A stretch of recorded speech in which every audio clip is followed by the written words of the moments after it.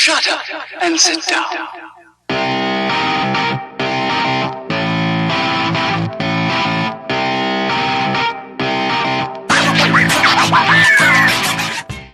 Along the northern coastline of Tasmania sits a reasonably sized seaside farming community of Devonport.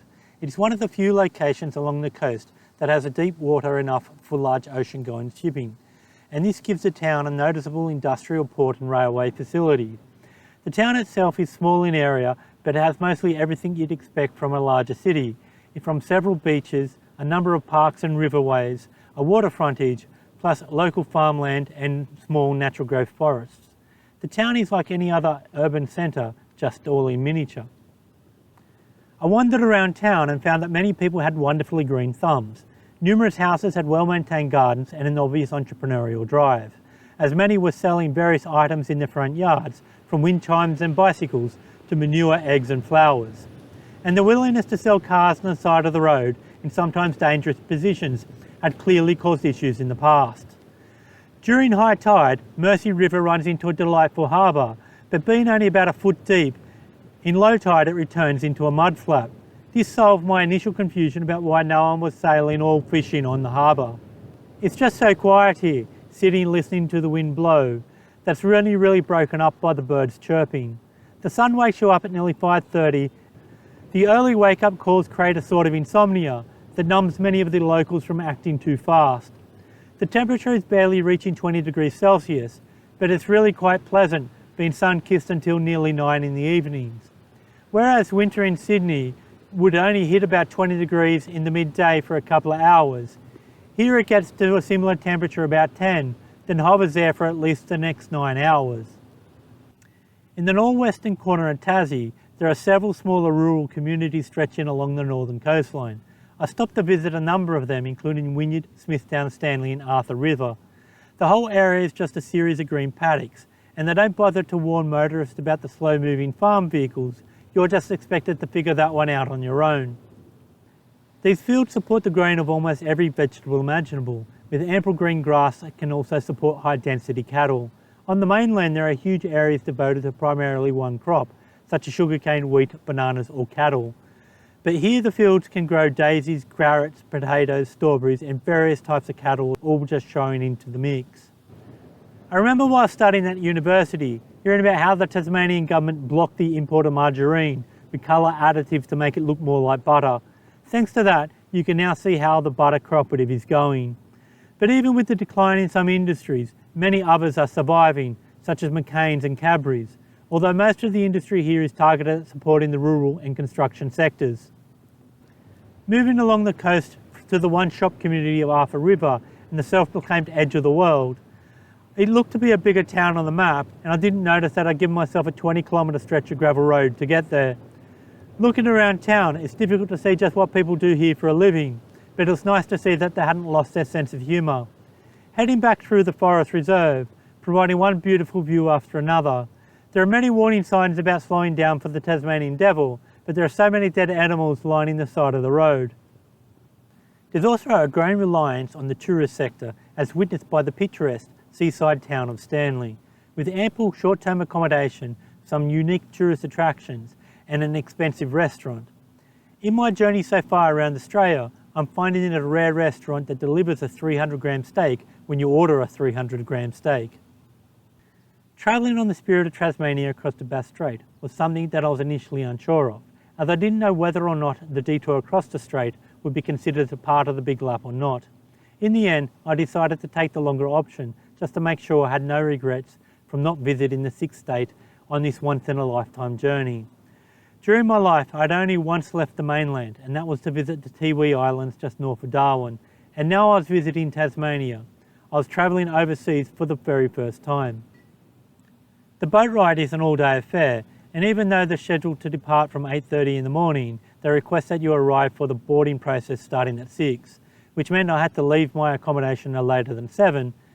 Arriving at the Geelong terminal before 7:30, there was still a very long queue of people trying to get through the quarantine, giving me little else to do but to wait my turn. Getting on board and finding my seat was easy enough, and there was a nice old couple from Cross Harbour that were happy enough to have a chat. The weather is calm and sunny, and I had enough work to keep me busy for the majority of the 9-hour trip, and everything was looking good. Then a guy with really potent body odour come and sat in the chair in front of me. The windows are sealed shut, and with a mile 15 degrees outside, the air conditioning wasn't on, and it just left the fumes to linger. I was left bewildered how a guy wearing jeans worn through could have had enough money to upgrade his ticket to the reclining chairs. It took nearly 3 hours after saying goodbye to Geelong before passing through the heads of Port Phillip Bay.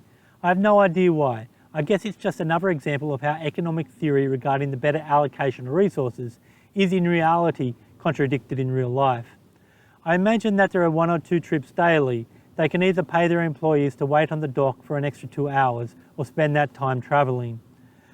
When examining the Spirit's timetable, they rotate every 14 hours, may be compelled by the tides, but forcing them to skip a transit rather than loading between midnight and 6 AM in the mornings. After travelling at bird speed, I did notice a couple of dolphins, although far too fleeting to get a picture. About 20 kilometres out from reaching Tasmania, the mobile reception returned, and I was a happy chappy. Watching the ship come into a small harbour at Devonport was a slow affair, but with some awesome weather, it was a beautiful experience. After disembarking, it was only a short ride to my accommodation, just in time to witness the sunset. While on board, I did have a look around the boat. There's an open plan section with a food court on deck 7 and a gaming room and a bar on deck 9. After glimpsing the shoebox-sized cabins, I was very happy that I didn't take that option. On the way back, I'm travelling at night, so I should be able to give you guys a better idea of the travelling options. Staying in a 50-year-old ex-Housing Commission home with no insulation is bearable by the fact that I'm on top of the hill and the sun has been out at least 15 hours a day. With single pane windows, I'd hate to imagine just how cold this place gets in bad weather or outside of summer. Many of the locals have a decade supply of firewood, and I guess they have their fireplaces going all year round.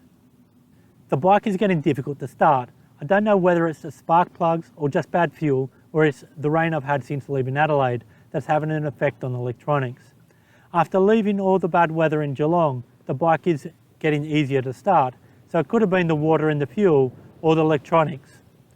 Otherwise the tyres are okay, and I'm still expecting them to easily get me all the way back to Melbourne. Devonport is like most other country towns, where nearly the entire place is a no-drone zone thanks to the local airport. The internet is fine and Vodafone is available almost everywhere, so everything's all good. Growing up in the eastern suburbs of Sydney, I heard rumours about what I thought were humorous stereotypes about those who lived in the western suburbs. And when I moved out there, I found that those warnings were in reality an underestimate. And over the years, I've heard stories, seen pictures, and met people from the Southern Isle before, but I never knew whether these perceptions would match reality. But when I came here, what I found is a typical farming town, full of very nice and caring people. My initial instincts of Devonport is that it's the sort of place where you'd expect everyone to be wearing Lonsdale, Everlast or Valley Girl. But I'm guessing they don't have enough money for such brand names, or just everyone else is not wearing them, so the pressure is off trying to keep up with the Joneses. There's a lot of takeaway food, pubs and caravan parks, so everyone seems to prefer to pick up some food and eat in their cars, with some very well behaved seagulls. I suggested on an anonymous feedback form for the Spirit of Tasmania that they should run a boat between Hobart and Invercargill in New Zealand. They got back to me on the next day saying thanks for the feedback, but it'll be impossible to provide a ferry service over the Tasmanian Sea. These are the self-imposed limits of a bureaucratic organisation that doesn't really need to pay its own way. But after spending only 1 week here in Tasmania, I think we should stop referring to this place as the Apple Isle and start referring to it as Australia's big-hearted island. The locals here are very kind and sweet, all seem to enjoy creating the very beautiful home within the virtual statewide national park. This place really does remind me of the Pittwater Bay community inside the Kringai Chase National Park just north of Sydney, whose friendliness had also tamed the local wallabies. Next stop is a long winding path to Hobart for the 2 weeks leading up to Christmas, and although the southern aurora can best be seen during winter, I'll see if I can find a clear night and to be as far south as possible, and we'll see what I can get. So thanks for following my adventures around Australia, and remember to go out there and do something to enjoy your day.